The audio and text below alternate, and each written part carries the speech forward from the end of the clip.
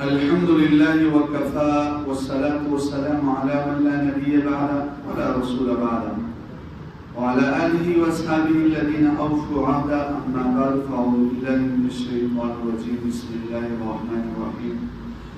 قال الله تبارك وتعالى: قد أفلح من تزكى وذكر اسم ربه فصلى. وقال تعالى: وإنه من سليمان وإنه بسم الله الرحمن الرحيم ألا تعولوا علي وأتوني مسلمين. وقال تعالى: بسم الله مجريها ومرساها إن ربي لغفور رحيم. وقال النبي صلى الله عليه وسلم: كل أمر ذي بال لا يبدأ ببسم الله فهو أبتر. وقال النبي صلى الله عليه وسلم: كل أمر ذي بال لا يبدأ ببسم الله فهو أبتر. رواه أبو داود أو كما قال عليه الصلاة والسلام. صدق الله مولانا العظيم وصدق رسوله النبي الكريم ونحن على ذلك من الشاهدين والشاكرين والحمد لله رب العالمين. رب اشرح لي صدري ويسر لي أمري واحلل عقدة من لساني يفقهوا قولي. رب زدني علما رب زدني عملا سبحانك لا علم لنا إلا ما علمتنا إنك أنت العليم الحكيم. میرے واجب الاحترام قابل قدردان حاضرین و سامعین حضرات، آپ کے سامنے میں نے قرآن مجید فرقان حمید کی آیات مبارکہ کے چند ٹکڑے آپ کے سامنے رکھے اور نبی علیہ السلام کی حدیث مبارکہ میں سے دو حدیث مبارکہ آپ کے سامنے تلاوت کی. اللہ رب العزت سے دعا ہے کہ اللہ تعالیٰ مجھے حق بیان کرنے کی توفیق نصیب فرمائے، ہم سب کو اس پر عمل کرنے کی توفیق نصیب فرمائے. آج کے اس مختصر وقت میں سورہ فاتحہ سے پہلے بسم اللہ الرحمن الرحیم ہے، اس کے متعلق چند باتیں آپ کے سامنے رکھنا چاہتا ہوں. بسم اللہ الرحمن الرحیم کے متعلق. بسم اللہ الرحمن الرحیم یہ قرآن کا ایک حصہ ہے، جز ہے. عام فہم کے اعتبار سے یہ ہے کہ اس لفظ بسم اللہ الرحمن الرحیم میں 3 حروف ہے. لفظ اللہ، رحمان اور رحیم. لفظ اللہ کا ذاتی نام ہے، اللہ کا ذاتی نام ہے. باقی 2 صفاتی نام ہے. اور اس نام کے ایسے برکات ہے کہ جب تک یہ نام ہوگا اس وقت تک کائنات ہوگا. جب تک اس نام کا لاج رکھا جائے گا، نام بولنے والے ہوں گے، قیامت نہیں برپا ہوگی، یہ دنیا قائم اور دائم ہوگی. گویا کہ اس نام کے برکت سے یہ دنیا قائم ہے. اور اس کے بعد یہ جو لفظ اللہ ہے یہ اللہ کا ذاتی ہے، اور باقی جتنے صفات ہیں یہ اسی اللہ کے لفظ اللہ کے مظہر ہے. جیسے قادر ہے، جیسے علیم ہے، جیسے رزاق ہے، جیسے خالق ہے، یہ سب کے سب اس لفظ اللہ کا مظہر ہے. اور اس کے بعد لفظ رحمان ہے. رحمان اللہ کا صفاتی نام ہے. جیسے میں نے آپ کو کہا کہ اس میں مبالغہ زیادہ ہے. اور اللہ کے یہ جو لفظ رحمان ہے اس کی رحمت عام ہے.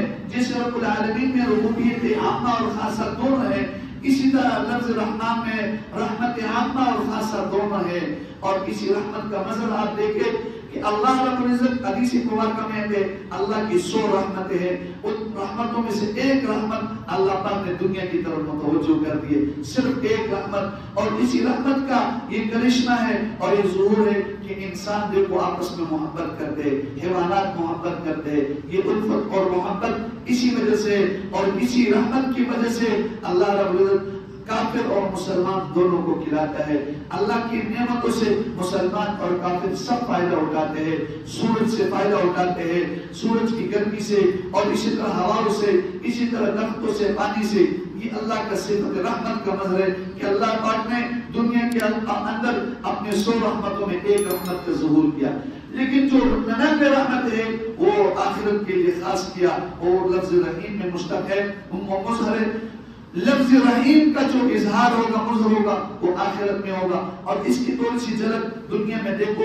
دنیا میں اس طرح ظاہر ہوتی ہے کہ دنیا کے اندر جو رشد و ہدایت ہے، ایمان ہے، اور یہ جو نیکیوں کے کام ہو رہے، یہ لفظ الرحیم کی اس صفت کا مظہر ہے. اور آخرت میں خالص ایمان والوں کے لیے ہوگا، کیونکہ اللہ پاک نے ایمان والوں کے لیے رکھا ہے. آخرت میں کافروں کے لیے نہیں ہوگا، کیونکہ اس وقت نیک اور بد جدا ہو جائیں گے، کافر اور مسلمان جدا ہو جائیں گے، ان کا امتیاز ہو جائے گا. اس امتیاز کے بعد جو اپنی سعادتیں ہیں، جو اپنی نعمتیں ہیں، جو جنت کی نعمتیں ہیں، اس سے اللہ پاک مالا مال کریں گے. وہ اسی صفت رحیم کا مظہر ہوگا. اللہ پاک نے ایمان والوں کے لیے وہ رکھا ہے. اسی وجہ سے احادیث مبارکہ میں یہ دعا آتی ہے یا رحمان الدنیا و رحیم الآخرہ، اے دنیا کے رحم کرنے والے اور آخرت کے رحم کرنے والے. تو آخرت میں رحم صرف اور صرف ایمان والوں کے لیے ہوگا، اللہ پاک اپنے دوستوں کے لیے رکھے گا. تو بسم اللہ الرحمن الرحیم ہر نیک کام کے شروع کرنے سے پہلے بسم اللہ الرحمن الرحیم پڑھنا چاہیے. یہی وجہ ہے کہ حضرت علی رضی اللہ تعالی عنہ سے مروی ہے، وہ فرماتے ہیں کہ ایک آدمی لکھ رہا تھا، حضرت علی نے ان کو فرمایا اکتب لہو، یہ اکتب اس کو لکھو، خوشخطی کے ساتھ لکھو، اچھا کر کے لکھو، کیونکہ ایک آدمی کی اس کی وجہ سے مغفرت ہو گئی ہے کہ وہ خوشخطی کے ساتھ لکھتا تھا. اور ایک اور روایت میں آتا ہے کہ ایک آدمی نے بسم اللہ الرحمن الرحیم کو لکھا ہوا دیکھا اور اس کو جب دیکھا پھر اس کو آنکھوں پر رکھا، اس کو بوسہ دیا، پھر آنکھوں پر رکھا اور اللہ پاک نے اس کی وجہ سے اس کی مغفرت کر. اس لیے ہر نیک کام شروع کرنے سے پہلے بسم اللہ الرحمن الرحیم پڑھنا چاہیے.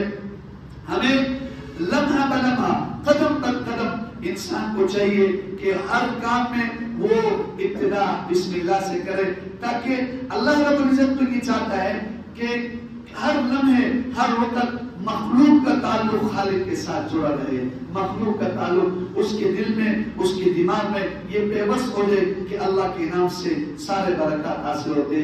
اس لیے آقا علیہ السلام نے فرمایا کل امر ذی بال لا یبدأ بسم اللہ فهو اخطأ، ہر وہ کام جو اعلیٰ کام ہو، ذی شان کام ہو، بسم اللہ الرحمن الرحیم کے بغیر شروع کیے جائے تو اس میں برکت نہیں ہوتی ہے. ایک روایت میں وہ افضل آتا ہے کہ وہ دم کٹا ہوتا ہے، اس کا جو ہے نا کوئی فائدہ نہیں، اس میں برکات نہیں ہے. تو انسان کو چاہیے کہ ہر نیک کام شروع کرنے سے پہلے بسم اللہ الرحمن الرحیم پڑھے.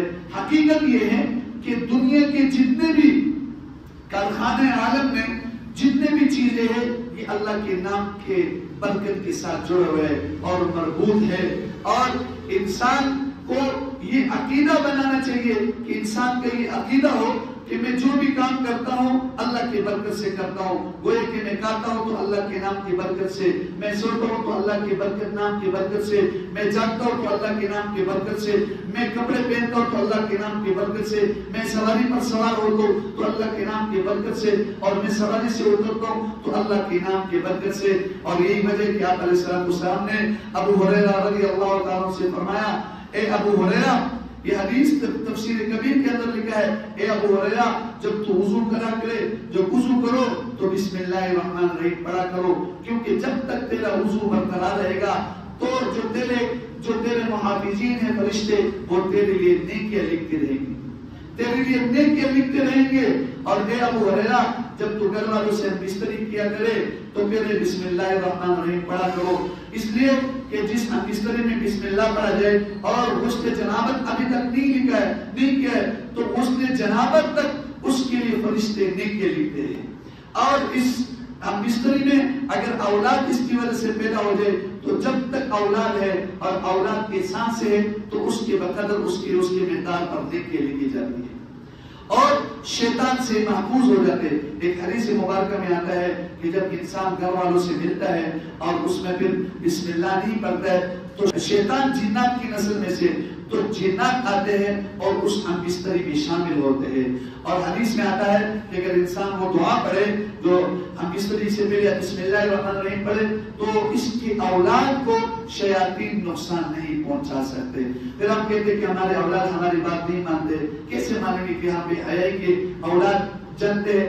اچھا حدیث سنا رہا تھا ابو ہریرہ رضی اللہ تعالیٰ عنہ کی کہ نبی علیہ السلام نے فرمایا اے ابو ہریرہ جب تو سواری پر سوار ہوا کرے تو بسم اللہ الرحمن الرحیم پڑھا کرو، کیونکہ جب تیری سواری ایک ایک قدم اٹھاتی ہے اور ایک ایک قدم چلتی ہے تو تیرے لیے ہر قدم پر نیکی ہے، اور جب تک تو سواری سے نہیں اترتا ہے تو اس وقت تک تیرے لیے نیکی لکھی جاتی ہے. انس رضی اللہ تعالیٰ عنہ سے یہ حدیث مبارکہ مروی ہے، وہ فرماتے ہیں کہ رسول اللہ صلی اللہ علیہ وسلم نے فرمایا کہ ستر ما بین عورات آدم، کہ جنات اور انسانوں کے درمیان جو پردہ ہے وہ یہ ہے یقول بسم اللہ الرحمن الرحیم، کہ انسان بسم اللہ پڑھے. یعنی اگر انسان جس وقت کپڑے اتارتا ہے یا غسل کرتا ہے تو ان کے درمیان اور جنات کے درمیان پردہ جو ہے نا ہوتا ہے وہ بسم اللہ ہوتا ہے. چونکہ جنات انسان کو دیکھتے ہیں، فرشتے انسان کو دیکھتے ہیں، فرشتے جنات کو دیکھتے ہیں اور جنات فرشتوں کو دیکھتے ہیں. اس لیے آپ علیہ السلام نے فرمایا کہ ستر ما بین اولاد الجن و بنی آدم، انسان اور جنات کے درمیان جو ستر ہے وہ یہ ہے کہ بسم اللہ الرحمن الرحیم پڑھے. عائشہ رضی اللہ تعالی عنہ سے مروی وہ فرماتے ہیں کہ رسول اللہ صلی اللہ علیہ وسلم نے فرمایا کہ جب تم کھانا شروع کرو تو بسم اللہ الرحمن الرحیم پڑھا کرو، اور اگر بھول جاؤ تو بسم اللہ اولہ و آخرہ پڑھا کرو. اس حدیث سے یہ بات معلوم ہوتی ہے کہ اگر انسان کے بالکل برتن صاف بھی ہو رہے، ختم بھی ہو گئے، صرف اس بسم اللہ اولہ و آخرہ پڑھ کر کے اس کو صاف کرے، پھر بھی اس کی وجہ سے انسان کے لیے برکتیں حاصل ہوگی. اس لیے کھانا کھانے سے پہلے بھی بسم اللہ الرحمن الرحیم پڑھنا چاہیے. ایک حدیث مبارکہ میں آتا ہے عائشہ رضی اللہ تعالی عنہ سے مروی وہ فرماتے ہیں کہ ہم کھانا کھا رہے تھے، ایک دیہاتی گنوارا پن آدمی دوڑتے ہوئے آیا اور بسم اللہ کے بغیر برتن میں ہاتھ ڈالا اور وہ دو لقمے کر دیا. آپ علیہ السلام نے فرمایا اگر یہ بسم اللہ الرحمن الرحیم پڑھتا تو یہ ہم سب کے لیے کیا ہو جاتا، کافی ہو جاتا. اس لیے کھانا شروع کرنے سے پہلے بسم اللہ الرحمن الرحیم پڑھنا چاہیے. صحابہ نے آپ علیہ السلام سے شکایت کیا، رسول اللہ ہم کھانا کھاتے ہیں لیکن وہ کھانا ہمارے لیے سیف نہیں ہوتا، ہمارے پیٹ نہیں بھرتے. آپ علیہ السلام نے فرمایا شاید تم جدا جدا کھاتے ہو، اکٹھے کھایا کرو اور جب تم کھانا شروع کرو تو بسم اللہ الرحمن الرحیم پڑھ لیا کرو. ایک اور حدیث مبارکہ میں مروی ہے آپ علیہ السلام سے امیہ بن محشی رضی اللہ تعالیٰ عنہ روایت کرتے ہیں کہ رسول اللہ صلی اللہ علیہ وسلم کے سامنے ایک آدمی نے کھانا شروع کیا اور بسم اللہ الرحمن الرحیم نہیں پڑھا. اس نے درمیان میں بسم اللہ اول و آخر پڑھا تو آپ علیہ السلام نے فرمایا کہ اس آدمی کے ساتھ شیطان مسلسل کھا رہا تھا، شیطان مسلسل کھا رہا تھا. جب اس نے بسم اللہ اول و آخر پڑھا تو اس نے ٹیک کیا اور بھاگ گیا. تو شیطان ہمارے ساتھ پھر کہتے ہیں پھر کہتے میں برکت نہیں ہوتے. حضرت جابر رضی اللہ تعالی عنہ سے ایک حدیث مبارکہ مروی ہے وہ فرماتے ہیں کہ رسول اللہ صلی اللہ علیہ وسلم نے فرمایا کہ انسان جب گھر میں داخل ہوتا ہے اور بسم اللہ پڑھتا ہے اور پھر کھانا شروع کرنے سے پہلے بسم اللہ پڑھتا ہے تو شیاطین اپنے جماعت والوں کو، ٹیم والوں کو کہتے ہیں کہ نکلو یہاں سے نکلو، نہ یہاں پر ہمارے لیے رات کو ٹھہرنے کی جگہ ہے اور نہ ہمارے لیے کھانا یہاں پر میسر ہے، اور وہ وہاں سے بھاگ جاتے. لیکن اگر انسان بسم اللہ الرحمن الرحیم کے بغیر گھر میں داخل ہو جائے اور کھانا شروع کرنے سے پہلے بسم اللہ پڑھ لے تو شیاطین کہتے ہیں کہ یہاں پر کھانا ہمارے لیے میسر نہیں ہے لیکن ٹھہرنے کی جگہ ہے.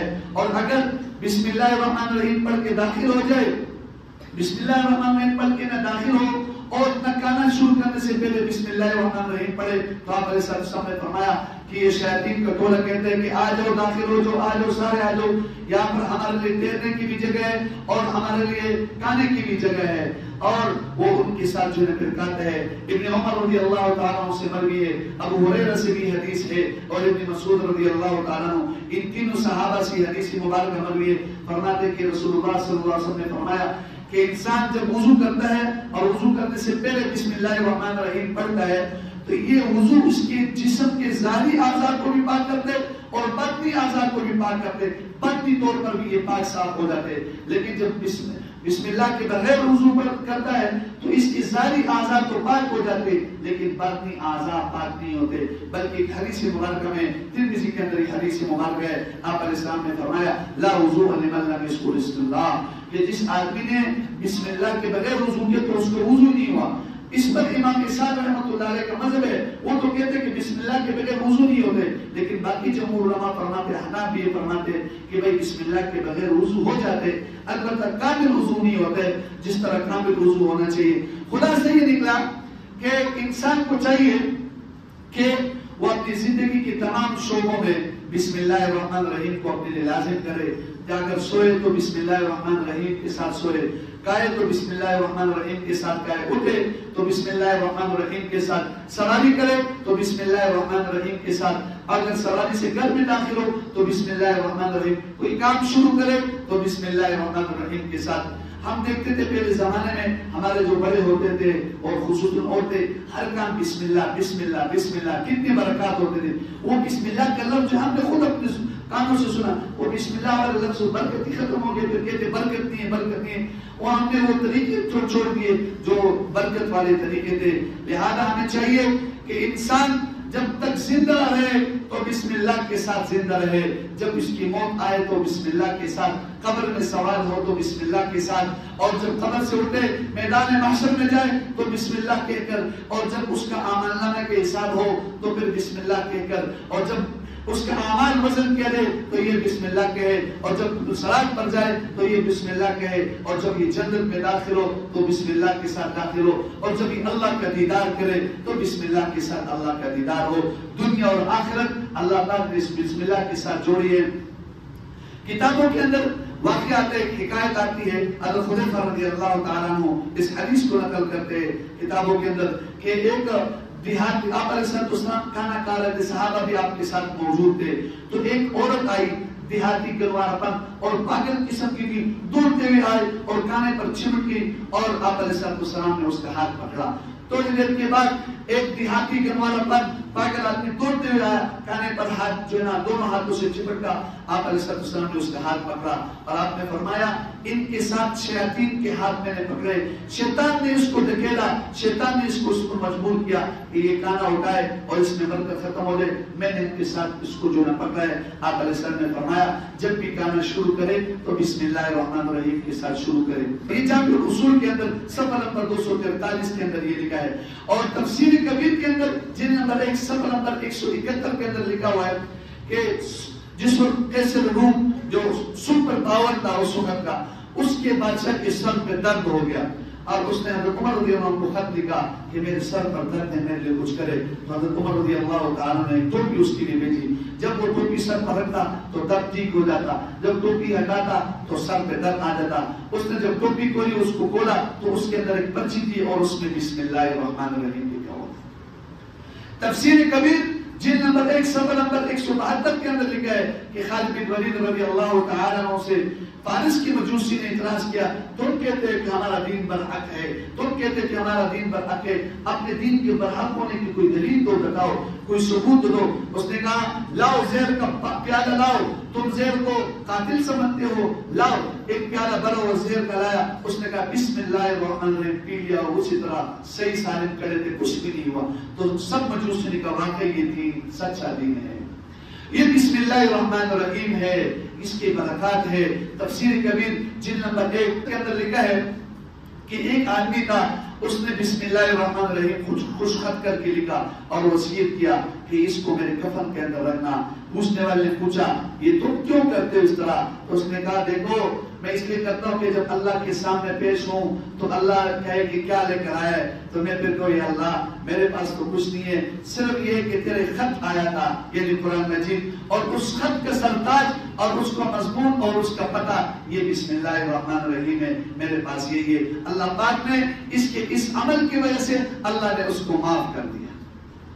اور تفسیر کبیر جلد نمبر 1 صفحہ نمبر 168 پر لکھے کہ موسیٰ علیہ السلام کو تکلیف ہوا، پیٹ میں درد ہوا، اللہ سے درخواست کیا اللہ میرے لیے کیا حکم ہے؟ اللہ نے کہا جاؤ فلانے جنگل میں، وہاں جڑی بوٹی ہے، وہ درخت ہے، اس کے جو ہے جڑی بوٹی پیس کر درخت کے وہ پتے کھا لو تمہیں شفا مل جائے گا، میرا نام لے کر کھانا. جب موسیٰ علیہ السلام وہاں گئے اس نے اسی طرح کیا، اس کو شفا مل گیا. پھر کچھ عرصے کے بعد موسیٰ علیہ السلام کو پھر درد ہوا، پھر جب گیا خود گیا اور اس نے وہ جڑی بوٹی کھائی تو اس کو افاقہ نہیں ہوا، ٹھیک نہیں ہوا. اللہ سے اب کلام ہوئی اللہ یہ کیا معاملہ ہے؟ اللہ نے کہا پہلے تو نے میری اجازت سے اور میرے نام سے وہ کھایا تھا تجھے شفا مل گئی، اب تو نے میرے نام کے بغیر کھایا تھا تو اس لیے تجھے شفا نہیں ملے گی. اے موسیٰ یہ پوری دنیا زہر ہے اور اس کا تریاق کیا ہے؟ بسم اللہ الرحمن الرحیم ہے. اس سے بات معلوم ہوتی ہے کہ تم کائنات کے ہر چیز کے لیے اللہ پاک نے جو برکت رکھی ہے وہ بسم اللہ الرحمن الرحیم میں رکھی ہے. تفسیر کبیر کے اندر ایک اور واقعہ اسی صفحہ نمبر 171 پر لکھے ہے کہ فرعون نے جس وقت الوہیت کا دعویٰ نہیں کیا تھا، اپنے رب ہونے کا دعویٰ نہیں کیا تھا اس بدبخت نے، اس سے پہلے اس نے گھر کے دروازے کے اوپر بسم اللہ الرحمن الرحیم لکھا ہوا تھا. تو جس وقت موسیٰ علیہ السلام اس کے پاس گئے، اس کو دعوت دیا، فرعون نے الوہیت کا دعوت کیا، انا ربکم الاعلی، تو موسیٰ علیہ السلام پھر دعوت کے لیے گئے، پھر دعوت کے لیے گئے، موسیٰ علیہ السلام تک گئے، اس نے اللہ سے کہ اللہ یہ میرے بس سے باہر ہے، بس اس کو غرق کر دے۔ اللہ نے کہا اے موسیٰ تو یہ چاہتا ہے اس کو میں غرق کروں، اے موسیٰ میں کیسے اس کو غرق کروں، تو یہ چاہتا ہے کہ اس کو میں غرق کروں، لیکن اب تک اس کے گھر کے دروازے پر بسم اللہ الرحمن الرحیم لکھا ہو۔ تو سب سے بڑا بدبخت کائنات کا جس نے الوہیت کا دعویٰ کیا تھا، وہ اس بسم اللہ الرحمن الرحیم کی برکت سے بچ گیا۔ جب اس نے ہٹایا تو غرق ہو گیا۔ حضرت عیسیٰ علیہ السلام کے بارے میں تفسیر کبیر کے اندر یہ حدیث لکھا ہے کہ عیسیٰ علیہ السلام ایک قبرستان سے جا رہے تھے اور اس قبرستان میں دیکھا کہ ایک مردے کو جو ہے عذاب ہو رہا ہے، اور واپس جب آئے کچھ لمحے کے بعد دیکھا تو وہ نعمتوں میں بڑا مسرور ہے اور خوش ہے، اللہ سے نماز پڑھا، اللہ سے دعا کی، اللہ یہ کیا معاملہ ہے، پہلے یہ عذاب میں تھا، نعمتوں میں۔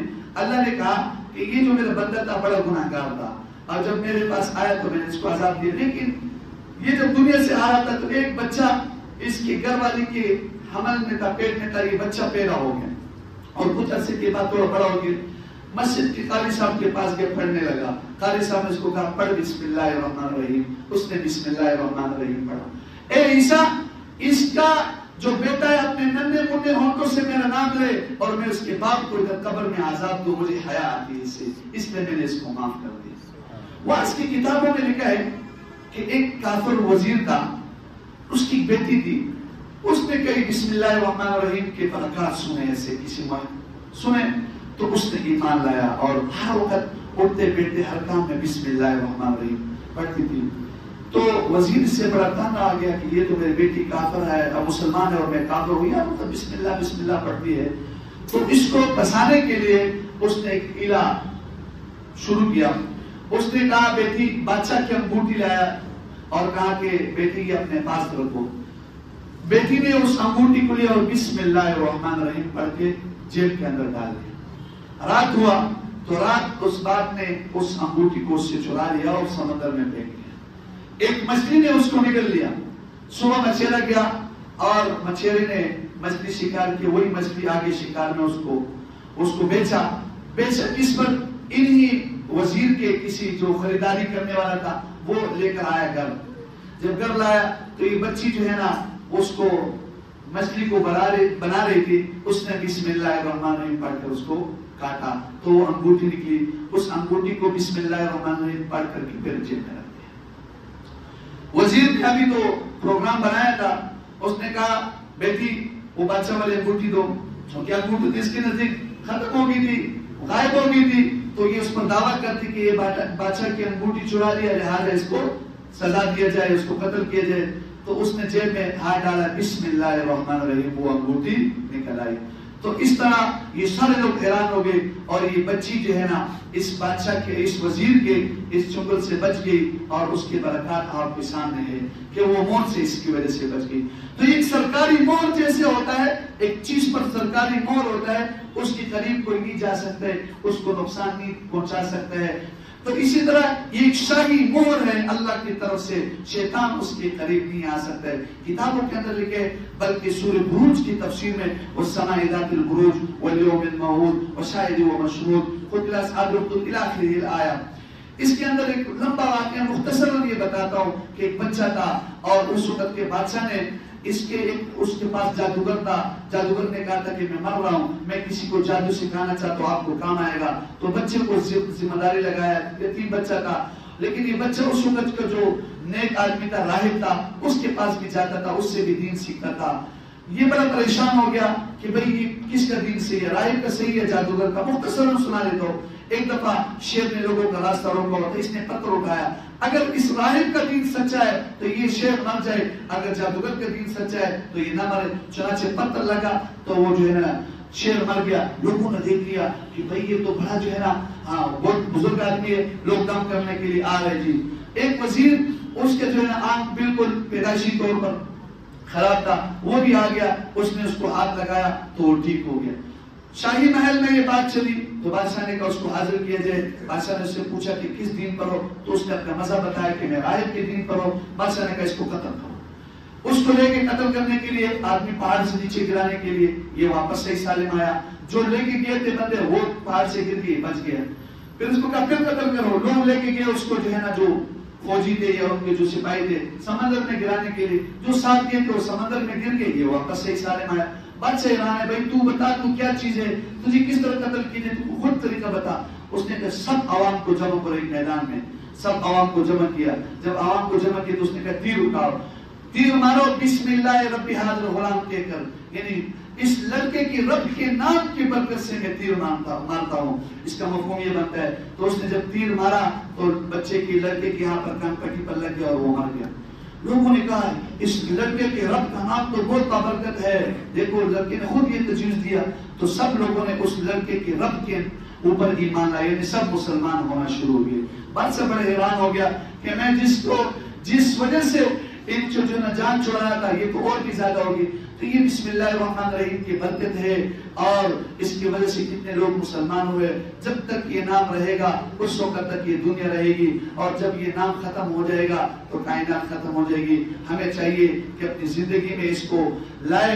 ہر اچھے کام میں اٹھتے بیٹھتے اور لیٹتے کھانا شروع کرتے وقت, سوار ہوتے وقت, ہر وقت جو ہے نا یہ بسم اللہ الرحمن الرحیم کو پڑھے. بسم اللہ الرحمن الرحیم یہ قرآن کا ایک حصہ ہے, جز ہے, لیکن اس میں اختلاف ہے. جمہور ائمہ یہ فرماتے ہیں کہ ہر سورت کا جز ہے, لہذا سورہ فاتحہ کے بھی جز ہے. باقی ائمہ کرام جیسے احناف فرماتے کہ نہیں, صرف قرآن کا ایک حصہ ہے. جیسے سورہ نمل میں اللہ رب العزت نے فرمایا وَإِنَّهُ سُلَيْمَانُ وَإِنَّهُ بِسْمِ اللَّهِ الرَّحْمَنِ الرَّحِيمِ. اس کے علاوہ جو سورتیں ہیں اس میں جو ہے ان کا جز نہیں ہے. آپ علیہ السلام نے فرمایا کہ جس وقت یہ بسم اللہ الرحمن الرحیم نازل ہوا تو آپ نے فرمایا کہ اس کو 2 سورتوں کے فاصلے کے لیے رکھا جائے. اب بسم اللہ الرحمن الرحیم جب پڑھتے ہیں تو اس کا مطلب یہ ہوتا ہے کہ میں شروع کرتا ہوں, پڑھتا ہوں اللہ کے نام سے جو نہایت مہربان بول رحم کرنے والا ہے. لہٰذا اس میں اقرأ فعل موصوف ہے. یہ جو بسم اللہ میں یہ با ہے یہ با جارا ہے, اور یہ عربی گرامر کا ایک حصہ ہے کہ یہ کسی نہ کسی چیز کے متعلق ہوتا ہے.